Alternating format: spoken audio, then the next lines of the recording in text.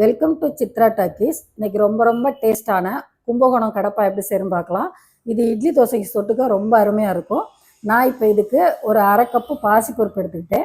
இதை கழுவி சுத்தம் பண்ணிவிட்டு மீடியம் சைஸ் உருளைக்கிழங்கு 3 உருளைக்கிழங்கு எடுத்துருக்கேன். அதை கழுவிட்டு கட் பண்ணி அதில் போட்டு ஒரு 3 டம்ளர் தண்ணி விட்டு 5 விசில் விட்டு குக்கரில் வேக வச்சு எடுத்துக்கணும். அப்புறம் ஒரு மிக்சி ஜாரில் ஒரு 5-6 பச்சை மிளகாய், கொஞ்சம் தேங்காய், கொஞ்சம் பொட்டுக்கடல, ஒரு ஸ்பூன் சோம்பு, ஒரு 7-8 பூண்டு பல் எல்லாத்தையும் போட்டு தேவையான அளவு தண்ணி விட்டு இதை ஒரு நல்ல பேஸ்ட்டாக அரைச்சி எடுத்து வச்சுக்கணும்.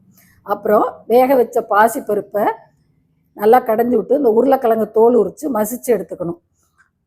அந்த பாசிப்பருப்பு கூட மசித்த உருளைக்கிழங்கையும் போட்டு அரைச்சி வச்சுருக்கிற பேஸ்ட்டு, இந்த பேஸ்ட்டு தான் அந்த கடப்பாவுக்கு ரொம்ப டேஸ்ட்டு கொடுக்கும். இந்த பேஸ்ட்டையும் அதில் ஊற்றி கொஞ்சம் மஞ்சப்பொடி, தேவையான அளவு உப்பு, நல்லா தாராளமாக தண்ணி விடலாம். பாசிப்பருப்பு கெட்டியாகிடும், அதனால தான்.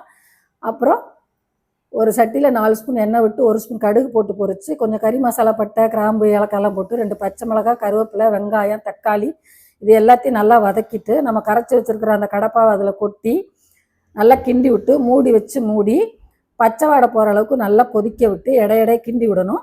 இறக்கையில் கொஞ்சம் கொத்தமல்லி தழவு தூவி இறக்கணுன்னா சூப்பரான கடப்பா தயார்.